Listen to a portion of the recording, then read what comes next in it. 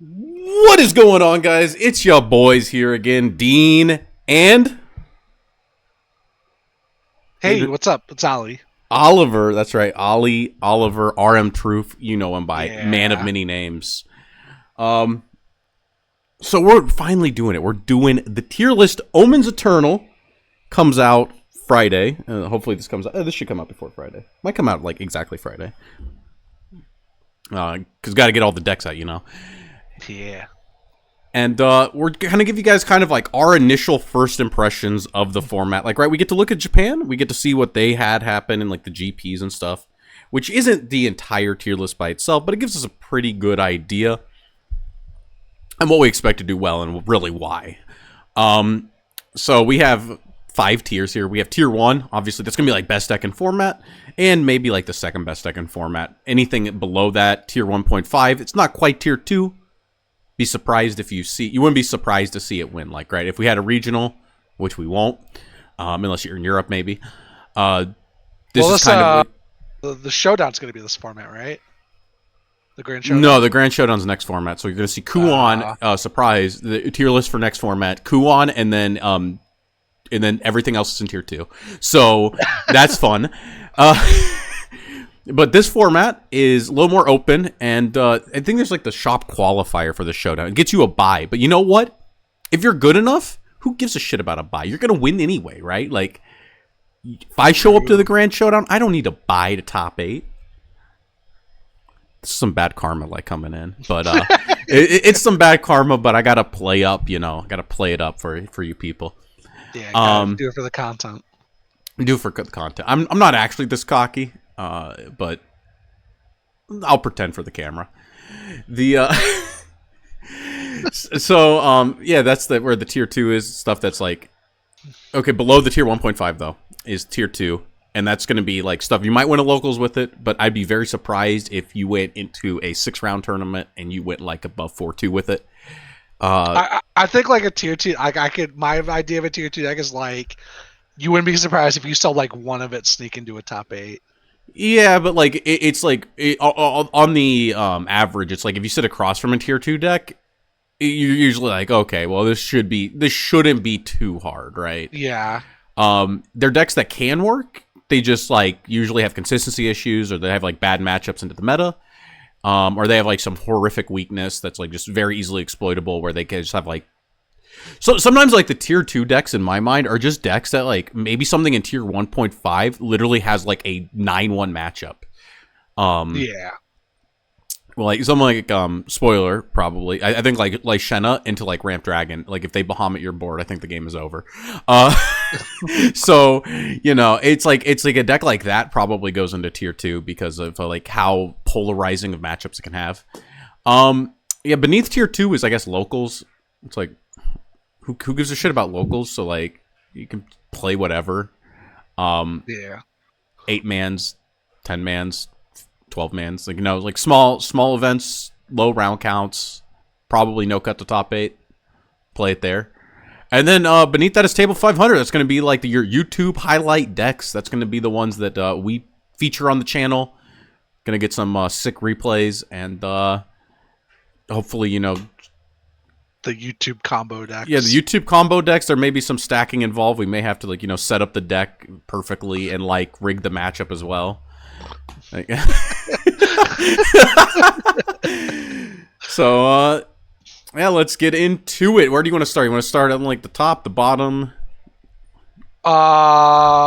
We could start at the top. Let's start at the top. I think the best deck in the format, I don't know if you agree, is this egg deck. I think that Humpty Dumpty Haven with that book, being able to discard your dumpties, like your excess dumpties and your explosions, to be able to get them into the grave, to load up, and also being able to dump like maybe your Tin Soldier out of hand, so that it can be revived with the Pinion Prince, so that it's not a pure garnet. No, yeah, I totally agree. I think the book is like literally what that deck's been missing. Like a good strong like early game like aggressive card that can like stave off aggressive plays from your opponent to try and like force an egg out of you. Like the Yeah, fact that it's a 4/4 Bane like on two, like because you don't need the regardless if you go first or second, is very strong. yeah. It's like it has. Does it have ward? I forget. It's been a while. I think it has Bane, I believe. It's like Bane. yeah, it's like discard a card and it's like a 3/4 Bane. Okay, so yeah, it's just like basically a really annoying card to deal with. It's huge. It gets like cards like your garnets out of your hand. The Egg Haven deck, I think Yeah. the big problem is it has a lot of garnets. Like right, like excess dumpties, you only need one in hand. Explosion, like I said, and then the Tin Soldier, right? Like as often like your Tin Soldier is something you want to like bring off of the Pinion Prince, but like how do you get it into? Or you need it into your EX area at some point, right? Yeah. And it's how do you get it out of there early. So like if you book and then you evo by discarding like a Tin Soldier, and then you hit the Pinion guy off of the 4 drops, the tea time or whatever. It's it just like ups the strength of the deck like an insane amount actually. Yeah, and like the stat line is like pretty obnoxious for something you can like get on turn two. Yeah, it's like also huge. So Yeah, and it does, and it burns too on last words as well. a lot of JP decks and a lot of the decks that are going to be featured on the channel, if you look at the decks that I've been uploading, are including Urds, because being able to hurt this deck even the smallest bit is like what you need to do to have like a functioning deck, because they will just burn you out. They will steamroll you in the early game, and if the game goes late, they will start getting insane combo potential. Especially if you let them, if you don't have like Urds, it's probably. Oh, you know what I forgot on this tier list? We'll talk about it. I might just like throw a little picture up on there or something. Uma, forgot Uma, but Oh yeah. yeah, Uma is not having Urd is like honestly the biggest problem for Uma. I think it's like everything else. It also like the matchup into Humpty. Humpty like naturally counters what Uma's trying to do, which is build a board. Uma's naturally weak to cards like Conflag, and Humpty Dumpty just being able to blow up your board is also crippling. On top of the fact you can't interact with the Tin Soldier, so you're losing in like 4 different ways against this deck. Yeah. Other thing the deck also gets is Fina, because one of the really big power plays with Egg is being able to drop an Andromeda to preserve your board while you kill your opponent's board, and Fina gives you extra consistency to find that piece for that turn. Yeah, before Andromeda, you couldn't get it off of anything. There was no actual searcher for that card, but now you have a There was, but it costed an Evo slot. It was the bird. The bird That searches. Wingy. You could wing. Yeah, oh, Wingy. You could. Yeah, but it cost you an Evo slot. And I never saw that. I tried it. It wasn't really worth it. Yeah, I never saw that technology, so it wasn't really really in my sphere of knowledge. Actually, Fina does that and like also just more. Yeah, it's also aggressively statted 3/2. It can also be used as a defensive tool if you're in the aggro matchup. Fina all around great inclusion on this deck, and I'm really dreading seeing Egg, but thankfully I don't have to sit across from it in a regional. So, yeah, but definitely if you're wanting to win that buy card, go play Egg. I think that's like going to be the best deck. Well, with that one out of the way, I guess we'll talk about the second best deck, and probably the only other deck I'm going to allow in Tier 1. I don't know if you'll disagree with this or not. I was a hater on this deck last set. Elephant Forest combo pile. Yeah, no, I can see it being Tier 1 as well. I think Spinaria fixed. Dude, every problem I had with this deck is fixed with a mixture of Spinaria and honestly, I really like the Fairy Torrent card. I like the combo focus build with the Wisp, where you get a lot more damage and you get combos a lot faster, and you like lean less into Elephant. I don't know. Did you see the list I uploaded on the channel? No, but I'm looking at the cards like Fairy Torrent. Spinaria I do think is an insane card for the deck. So the thing that I like with the Fairy Torrent, I mean, I'm gonna have to play it a couple times, but like, I mean, in general, regardless, Elephant is a good like core. The thing I like about the Fairy Torrent is if you get like double Wisp in your EX area, you can like double Wisp Fairy Torrent, double Wisp again. You're already at combo 5. So you can get like huge combos really fast if you decide to go with a Roach game plan, and if not, then you could like double Wisp Fairy Torrent, and then you're at combo 3 on that turn alone. Spinaria as well, right? Like, or you could do like double Wisp Spinaria Fairy Torrent. You're a combo 4 Sakuna Evo, and you still have both Wisp in the EX area to preserve for next turn to combo again. Yep.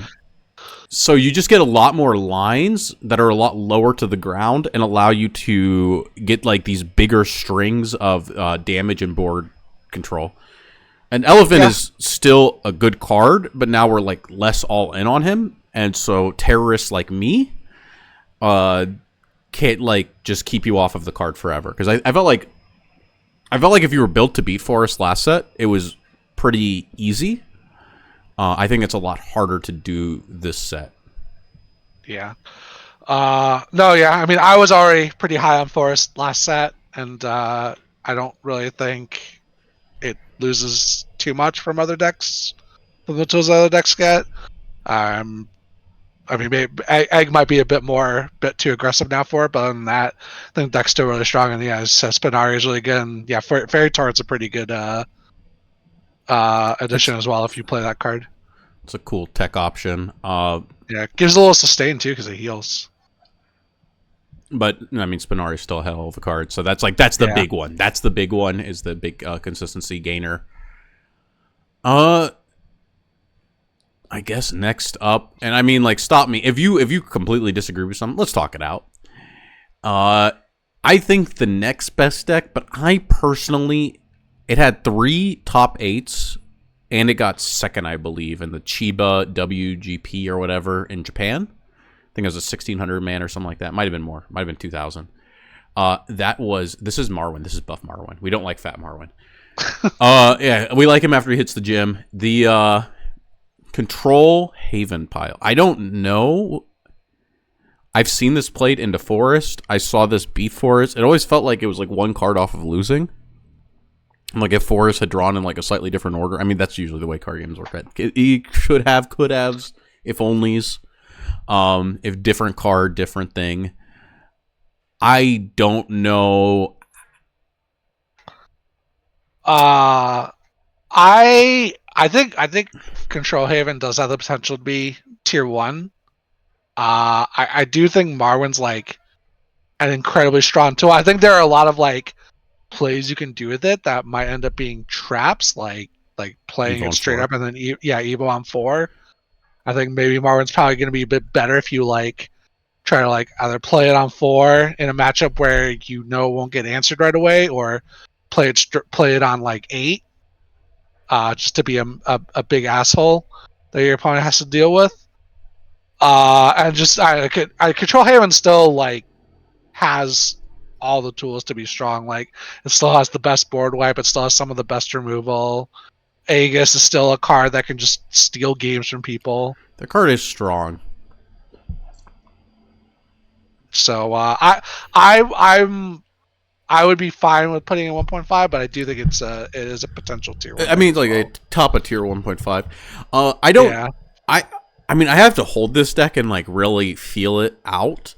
I know there was a comment on like when we were talking about the Haven cards, me and Timmy, me and Chandler, the calling us aggro players, bro. I am the farthest thing from an aggro player in this game. I just want you to know. But like Control Haven is a little bit out of my sphere of like things that I really know. And so like I'll have to feel it and really see it, like, because honestly, how do we know that in Chiba, like it wasn't just the most cracked people that brought this deck? Like how do we know that like the most like the best players in the room were just on this deck, and that's why we saw so much representation? Because there's a lot to be said for like good people showing up with the same list or like the same like core, right? Mm-hmm. it's not always indicative of like how it's gonna do like in like a broad meta. Like I think that most people can pick up Egg and see decent results with it. The deck is just like insanely strong. Same thing with Elephant. There's like really just like there are nuances where you'll get like a lot out of like playing well. But how do we know that like this control deck might be like really good, but you might have to be like extremely good to play it, right? Which also I think knocks it down a little bit. Yeah, yeah. This If it again, requires I think it could be tier 1, but I'm not going to die on that hill. no, I mean I'm willing to put like I'm putting it like top. It's like borderline. Yeah, like, yeah. 1.25. Okay, so that's like the ones that I really feel strongly about. What do you think the next best deck is here? We got a bunch of things on the list. Or do you want to just go through from left to right and just put them up in the tiers? Well, I think there's another contender for a tier 1.5. I think it could be Disdain Dragon. Ooh, Disdain Dragon. That one I looked at. I don't know if this is public knowledge. You know about the spreadsheet with all the Japanese like local information? Yeah. That I don't know if that's like public or not. I don't know if he shared that with other people than us. I don't know. And so I'm not gonna leak it fully, but this did not have a ton of showings. I mean, it did, but it wasn't like it wasn't showing up as much as other stuff. But I'm willing to put it like I think it looks strong. It's got Forte, it's got board wipe. Yeah, it gets to play all the good dragon removal cards still. Galmu is just a house of a card. It has more storm followers it can play. It's got a low curve. I like that. I like low curves. It plays very low to the ground. You can throw in PDKs in it to help with your your control options and pushing more damage. I don't know. Maybe Japan knew something that I didn't, and they didn't take this deck as much. Maybe it crumbles under like Control Haven or Egg. But I am a believer in that deck. Yeah, I'll have to feel it. I like the low to the ground part, and I like the fact that in this game is like super stupid compared to digital, where like if I put down like my Disdain guy, if I put down Galmu, right, and my opponent like I hit my Galmu down to 3 health with like the claw or whatever, and I go smack you up for 6 or whatever, right? 5, 6. And you go Blazing Breath the Galmu. I go, that's cool, 3-face damage. So I think it's like broken that cards in this game see them take damage even if they die. Because I'm pretty sure that's the ruling. Am I wrong? I'm not too sure. I think the effect procs before regardless. It dies, right? Yeah, it procs regardless. Because I know that the Bane guy, the Righteous Devil or whatever in Abyss, it sees the enemy creature die, and so I'm imagining that this card sees itself take damage, and so it gets to proc its ability anyway.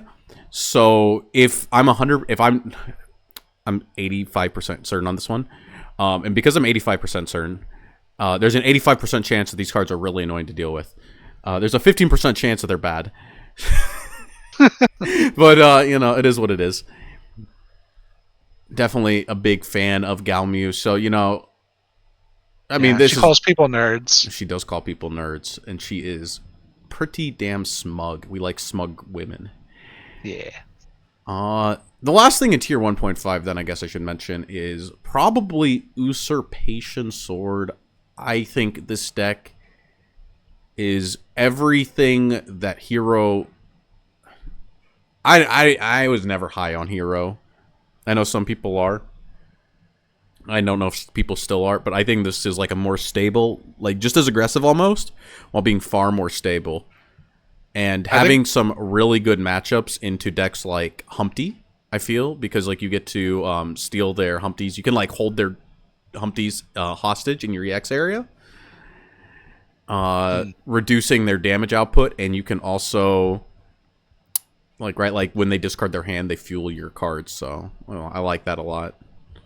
Yeah, I'm also a big fan of the loot stuff. I agree. I think the hero stuff is a little overrated. I think the highs are really strong in that deck, but that deck low rolls, it feels like the worst deck in the game. Not only when it low rolls, when you go in, like when I go in playing like a control deck against Hero Sword, it's I don't know how to describe this. I think I was really trying to struggle with like how to best describe like my feeling of disgust with that deck, right?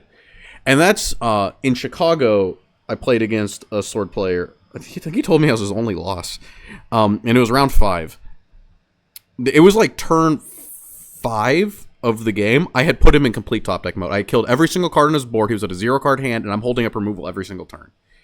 We could have had infinite turns past this point of the game. He was never winning that game.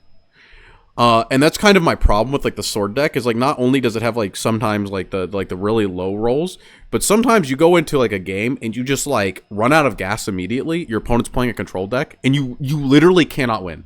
The game is unwinnable at like that point of the game. After you failed your objective by turn 5. And I just find that's like really miserable to play in like any environment.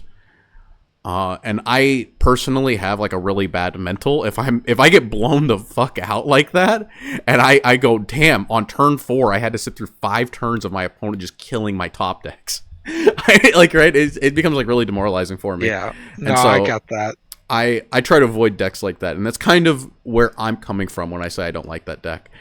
Which I'm gonna put that in tier 2. I recognize the strength of it. This is the Rune. She's cute, and she that's Amuro. Yeah. So yeah, the loot sword, like just the I might be overestimating the power of just being able to just like of milling in this game, but like because there's this game is so reliant on like top decking bombs, like I feel like this deck could just randomly cripple the decks it goes up against. No, that's wrong. Loot sword. Okay, Ollie, you're a White Schwartz player, and you're telling me milling your opponent's outs is the answer. Let me get on my pedestal for a second.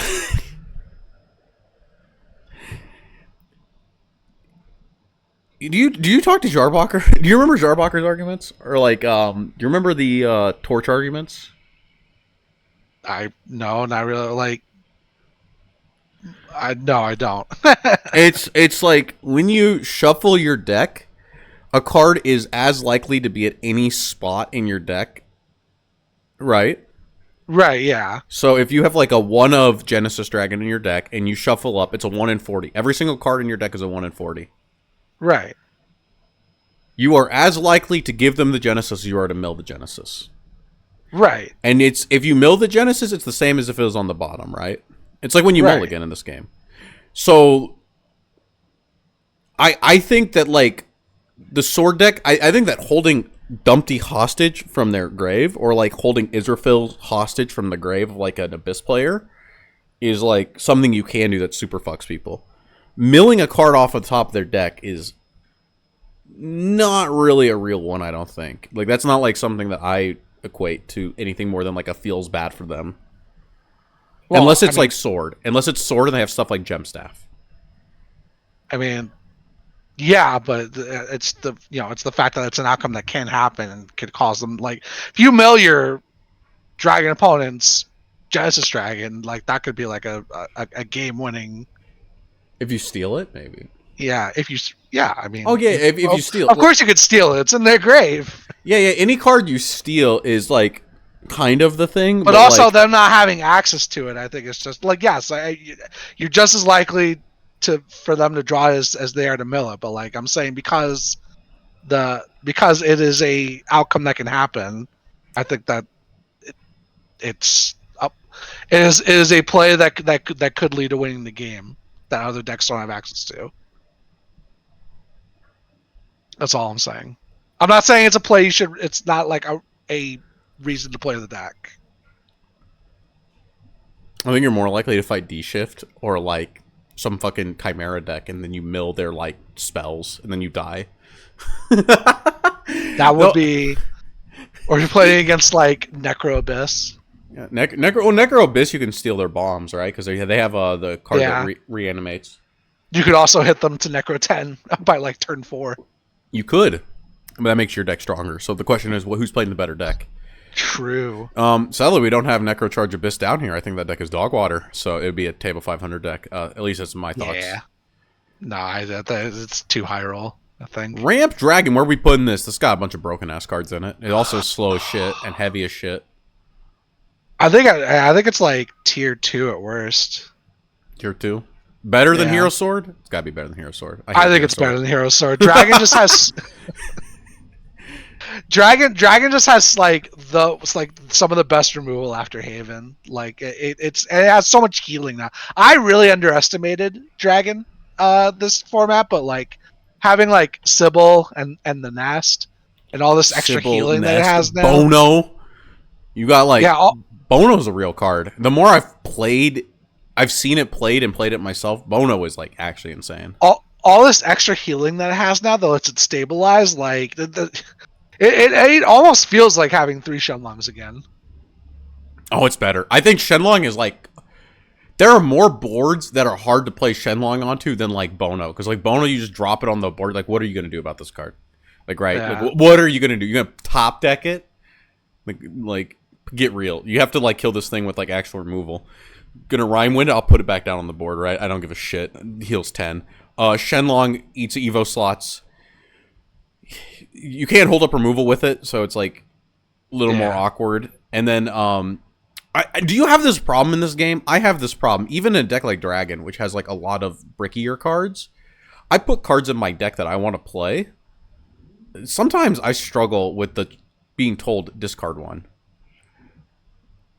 Oh, with just like with Shenlong? Yeah, with like a lot of things. It hurts me sometimes. I'm like, I put this card in my deck. I don't put bad cards in my deck. I don't want to discard any of them. All of my cards are good. Nah, because I always draw my oracles late game, so like whatever, I'll discard those. Right, that's why we cut the oracle, but that's okay. No, actually cut the oracle, but it. Yeah, I mean, like it does depend on your hand, but sometimes it is a little more awkward, right? I understand. Yeah. Also, Shenlong is like, as the game has gone on, it's like, it's 7. That's your Sybil turn. That's your Sybil turn. And then afterwards, that's your Bono or Genesis Dragon turn. So like, when you put in Shenlong down, Shenlong's fighting with the other cards. I'm not the biggest fan of Israfil, but that's me. I'm like weird. I card is think like Israfil is fine. I've actually I liked Fafnir more than Israfil. Oh no, I like Fafnir too more. I sleeved up a Roost deck on triple Fafnir over Israfil. I've had too many games where I'm just looking at my opponent's board of standing followers, like, damn, I cannot do this. Israfil actually does nothing. Yeah, it heals 4, and then I immediately eat 10. Well, heal 4 is just not enough in this game. It's like not enough for that mana cost, right? Not enough for like, oh no, I can't do everything I need to. And then since it has to attack, it's like not. It doesn't even matter that it has better stats because it has to attack, which means it's tapped. And tapped cards in this game are bad. And it also usually only board wipes once because you're usually on 1 Evo, which is why I don't like Israfil. But people don't have to agree with me. But if you're a fan of the channel, you know. Those are my thoughts. Okay. Hostage Forest. I'm not even gonna call it Unkilling Forest. You got like this card in your deck and some other shit. This is like a table 500 deck, right? Yeah, this is table 500. I can't. I don't think this deck does anything. I mean, maybe it does something. The more I thought about it, it's like every card in this package is horrendous. There's like a top check 1 for a hunter card, and then the hunter cards are all ass. There's like Archer, and then there's like, was it Selwyn? Is Selwyn the card that I'm thinking of? The tap card that's like 5 mana or 4 mana and pay 1 or something? Serwyn, is that it? The card sucks. That card was bad. That guy's a hunter, right? He's got a bow. I imagine he's a hunter. Seridwin, maybe? The name sounds familiar. Oh my God, dude. Okay, wait. That's not Sir. I thought it was Selwyn. Is that who you're thinking of? Selwyn, yeah. Grand Archer Selwyn? Yeah, that card sucked. Yeah. I mean, that's like our hunters, right? Like our hunters are bad. Yeah, 4-drop combo 4 to deal 5 damage. Insane. And it has like you tap him, right? No, it's just combo 4. This is a different card. Okay, I'm not sure which card you're talking about then. Did you not play Set One Forest? Oh, I didn't play that card. I think I know which card. Is it Robin Hood? Are Is you it thinking of Robin? Robin Hood? On play, deal 4 damage, pay 1 rest to deal 4 damage. Yeah, that card sucked. That card's a hunter, right? Yeah, it is. Yeah, it is. I That don't card think people were sucks. playing it though. But you have like a top check 1 on like a 2-drop. It reveals top, and if your top is a Yeah. hunter, you get it. It's like special week, but for an ass card. I think that it comes down to there are no good hunters right now. Also, I was told this guy is like horrendously bad too. You know, like his effect, it like turns their cards into amulets. Did you read this card? This boss monster in the forest deck. The Omen. Yeah, the Omen. He like turns their card into an amulet with like pay to sack this. I was told that their like cards still have like their passive effects. So like let's say you use this on like a you use this on the oh god what Sybil. You use this on a Sybil, right? Yeah. They're still fucking healing at the end of the turn. I don't think that's how that works. I thought cards only keep effects that they gained. That's why, like, when you Evo something, it doesn't have the same. Like, if you Evo Lucifer, it doesn't heal the end of turn.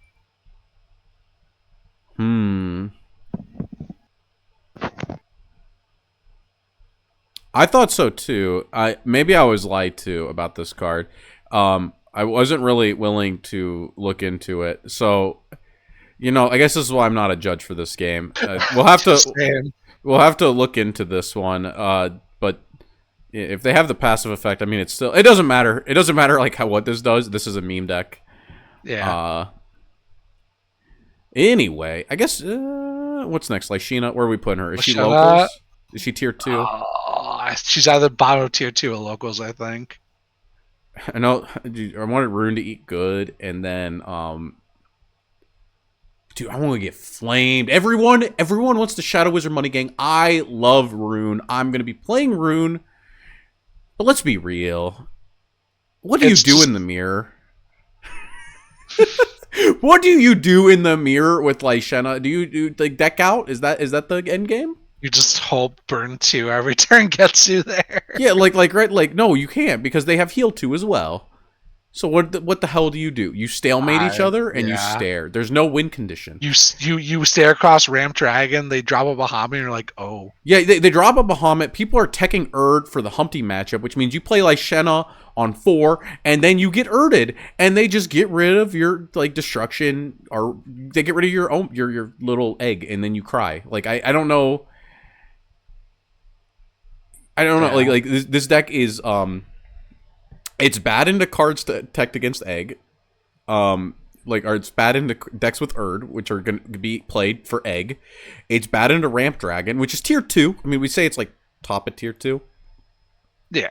But it's like it is a deck. They will play Bahamut. They will Evo the Bahamut, and you will lose your amulets, and you will not have a win condition. And it's slow as shit. It is like kind of slow as shit. Yeah. I think, man, I want to put locals. It's like, I'd be more surprised if like Lyshina. Okay. Does it beat Elephant? It probably has a good Elephant matchup, right? Does it beat Elephant? Doesn't Elephant kill you before the burns even start to matter? I guess no, because you get to float forever. You can just like dance around the Elephant. And they play like some of the decks play like Alchemical Lore and shit to like board wipe. You just like hold a kill spell for the Elephant. Yeah, I mean it's not hard. You got the eggs, you're healing, and you get like passive damage. You don't get chipped down. Maybe. I can't imagine ever beating triple Aegis double Marwyn, which is what most main decks are in Control Haven. So like, yeah, dude, this has to be locals. This has so many bad matchups. It has like so many bad matchups that like, and then you just get countered by things countering egg, and I think egg is best. So if egg is best and people are countering egg, then people are gonna be countering you. It's just so slow. And then you're gonna be in the mirror. You're gonna be in the mirror and you're gonna lose. You have to play the idols, right? Like she puts them in the X, and you have to play them Yeah, afterwards. yeah. It's turn 4, and then on turn 5 you get 2 extra mana plus the things. But the problem is that like 4 curving out means that they have Erd on that curve as well. Yeah. And like then I think that's like the problem is they hit your like um. I guess the argument is, though I think this is also horrible. The argument is like even if they hit like the egg, you have to like then promote the Lyshenna again, like because like they would at least have to hit the Lyshenna with the Erd, right? I don't think it's Yeah. optional to put a card in EX. So if they're banishing the eggs, then they're leaving the Lyshenna, which means you could re-promote it, but like that's the same as like getting D-shifted, right? If you really think about it. Yeah. Yeah. It is not optional. You have to put a card in the X. Okay, then here's another deck I think is ass. Chimera. Where are we putting Chimera? I think it's better than Lashana, probably. I think it's better than Lyshenna. Yeah. I don't know if I'd put it in tier 2. I think it maybe at the bottom of tier 2. It says 30 damage. Yeah, it's a deck that just randomly like if they draw the it's Rune. If they sometimes they just draw their removal early. They see Agnes early. They don't let you play the game, and then they drop Chimera after Chimera and just kill you. I think D-Shift is better. I mean, I think the decks are interchangeable. I think D Shift or Chimera, it's gonna be the same story. I've got some ideas though that are like a little bit weirder, and I've got a Japanese list for Lyshenna that I think might be like a lot better, but it's 50 cards. I'm gonna have to test that.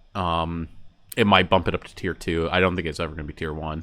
My gut reaction is bottom of tier 2 for Bottom of tier 2 for / Chimera. Yeah. Yeah, I know there's like you can like include a lot of heal in here and like stall, but like at the end of the day, like Octorus milling. Okay, Octorus milling your chimeras is bad. Dumpty is a lot more aggressive now, which means that it's like harder to control the early game. And then what do? You don't have a lot of good outs for things like Aegis, so that's like another problem. This deck might be one of the decks where you can actually just Eva Marwyn on 4 and not care. Oh yeah, no. Against Rune, you just don't care because like, what are they gonna do? Like they. Wait, what are they gonna do? And both Rune decks are like slow as shit. So like, what are they gonna do? You Evo that, and then they take 7 turns to remove it because like nothing in Rune trades favorably into it other than Felice, which you can include as like a package in both of these decks. So that's like really your only out is being able to Felice, and then like you still have to eat the 8. But if you're on Felice, you're probably on Gingerbread House, newly limited to 1 in Japan format. So like you get the heal 3. Pretty good. Anyway, on to the next to last deck, and that is the Omen of Silence. This is Hand Control Abyss. Where are we putting that? I don't actually know what this one. This one's a little weird. Yeah, it's weird. I want to say it's probably between Hero Sword and Dragon. Tier 2, a little bit down here. Yeah, the Omen is just such a nasty floodgate, and the deck just gets to play more hand rip cards. And like hand rip's so devastating sometimes. Hand rip is devastating. There's a lot of hand rip. Getting your opponent into top deck mode is always powerful, kind of. I say that I played a hand rip deck in Chicago and in New York. Sometimes they top deck what they need, and then it didn't matter that you hand rip them, and you just lose on the spot. Yeah, sometimes they just top deck bombs every turn. Yeah, I think this is like it's kind of like Lyshenna. It's like my problem with this is like the same I have with like Lyshenna and a couple of the other decks is the matchups. Like if you fight Humpty Dumpty with this thing, I don't think they really care that like you ripped some cards out of their hand. They play out of the EX. Well, did they care about the play point? Hell no. Tax. So it forces everything good is an amulet. An amulet or a follower, right? Like Alice, Egg, Andromeda, Tea Time. Adventure. Does it make everything cost No, +1? only spells.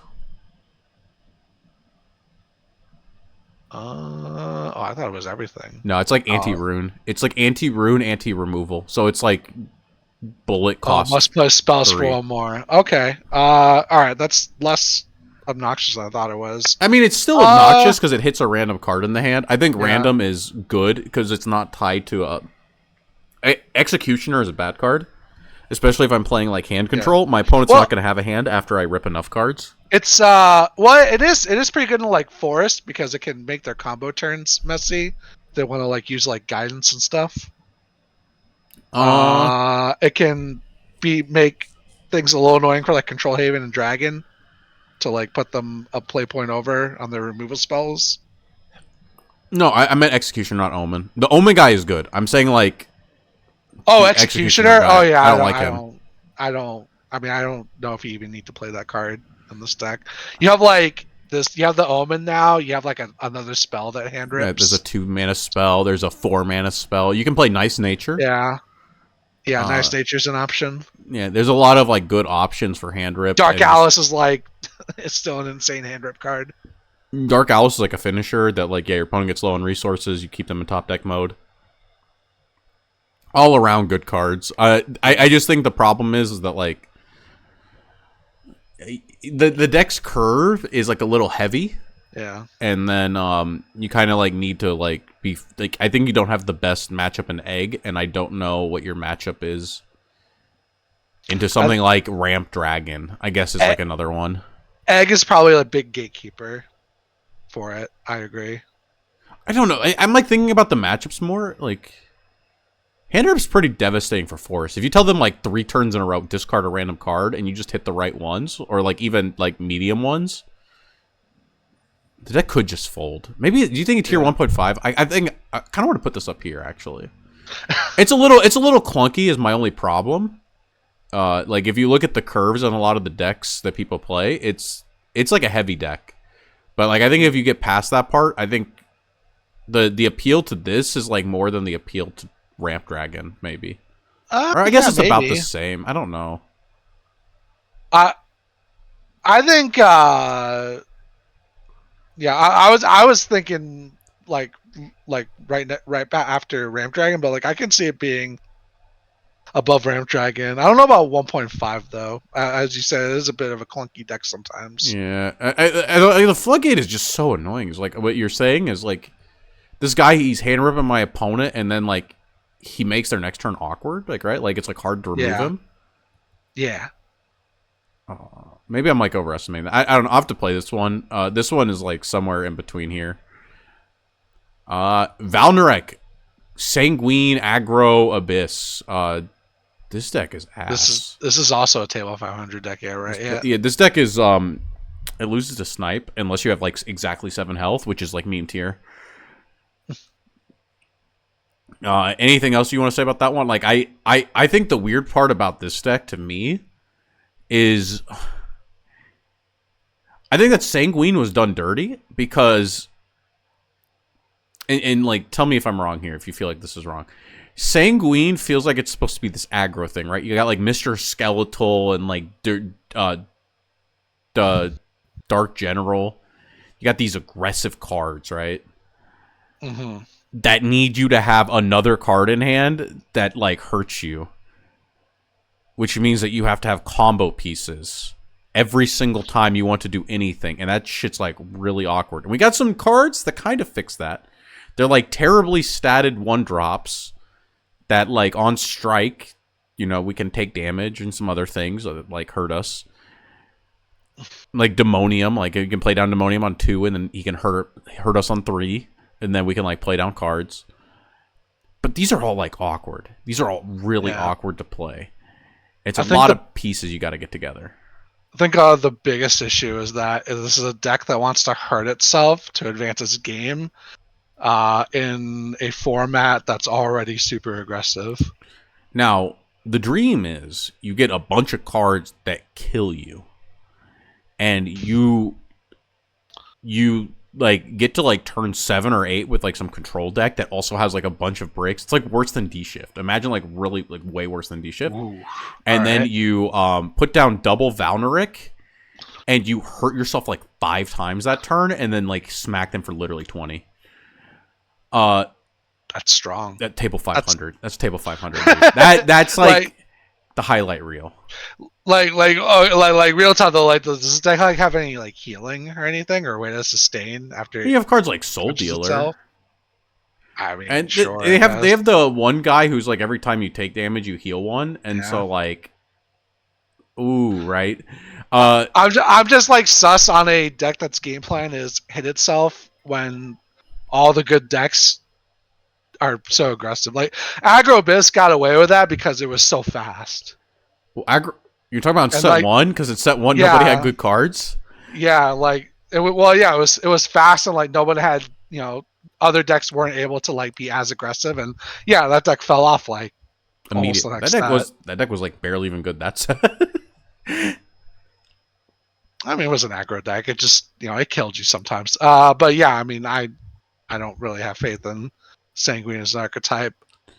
I think there's some cool things you can do, but they're like table 500. They're very much like I was fishing for the combo. Like you bring it to locals, and you're at the X3 and like round 4. Like you're sitting there, you're 0-3, and you're like, oh man, I'm about to get that 1-3 on this poor sucker. My deck is about to pop my off. deck has not worked all day, but but this game it will. This game it will, because I'm at like the 0-3 table.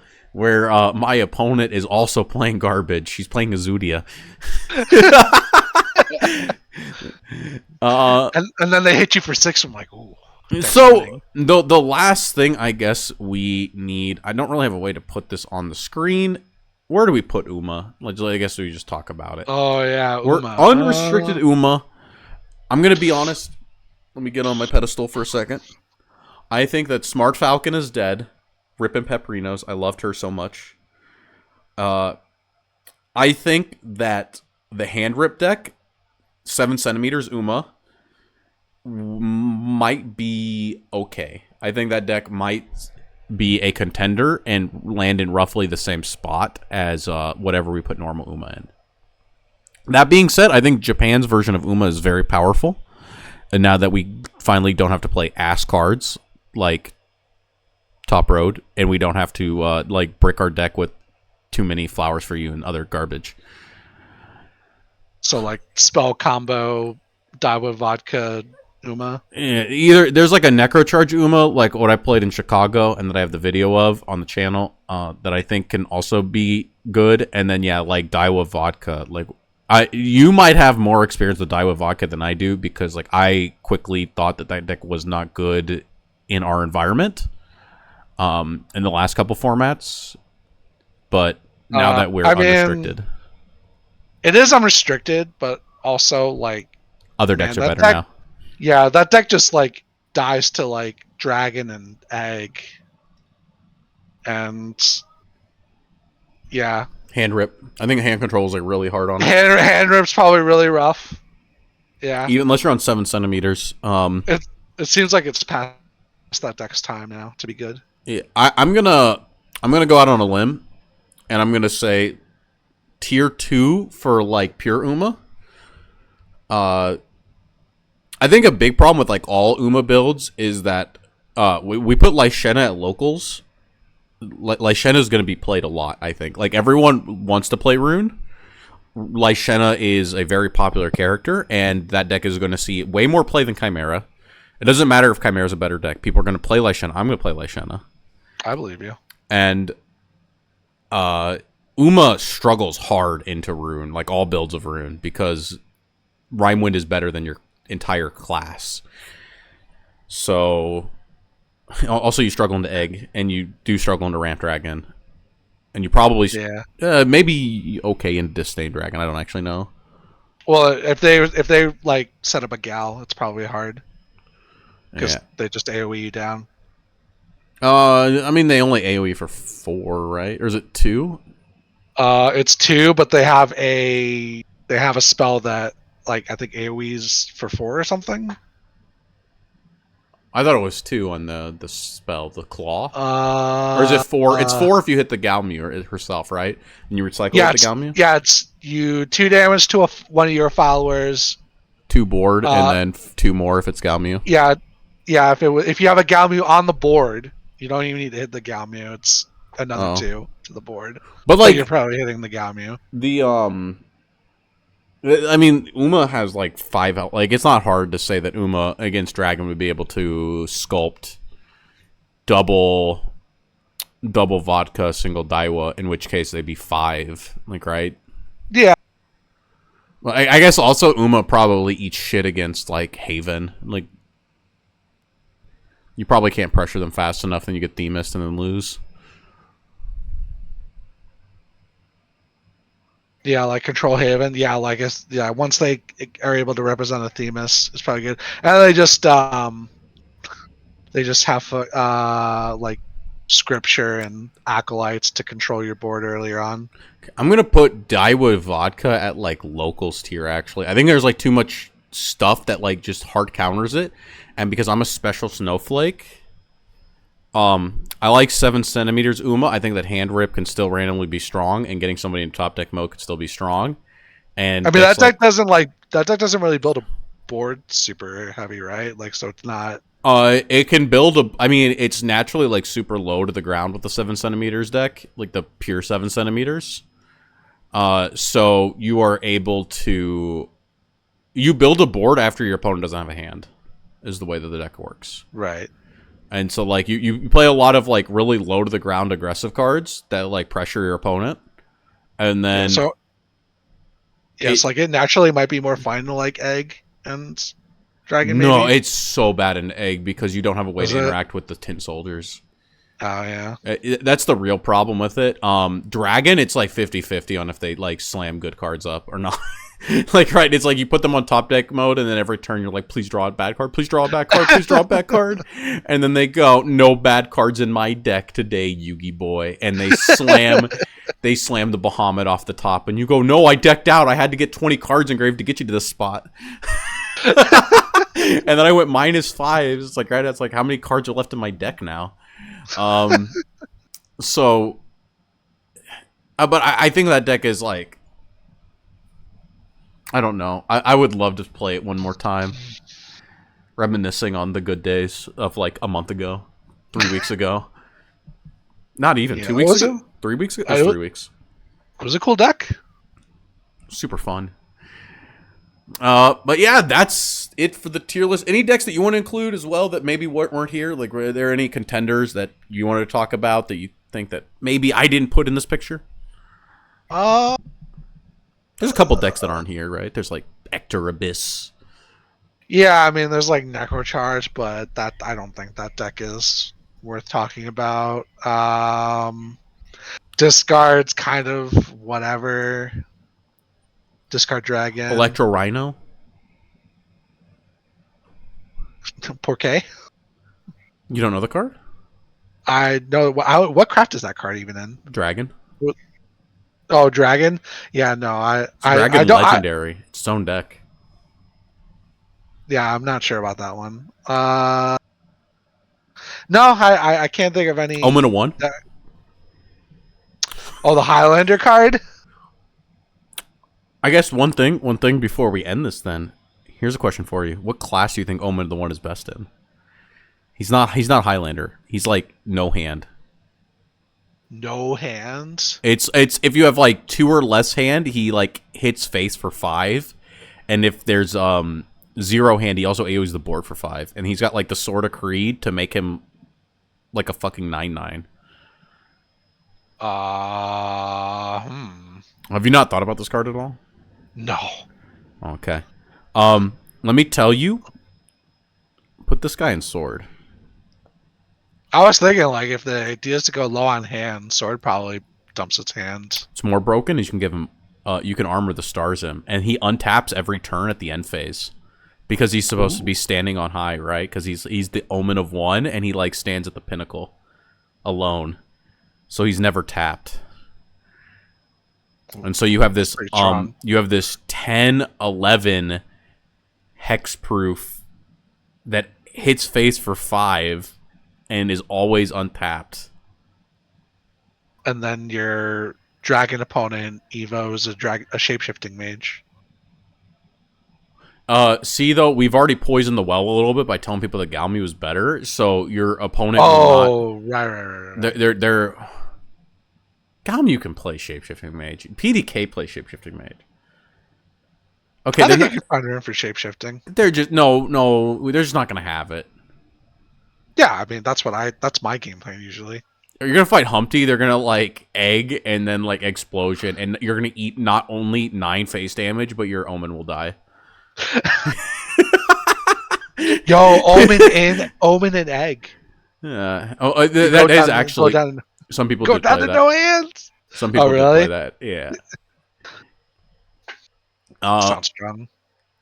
I don't think there's anything else though that's really worth including that we didn't talk about. There's like some hybrid classes, like you can do like PDK, like Disdain. That's like kind of its own thing, and then there's like Hero Usurpation.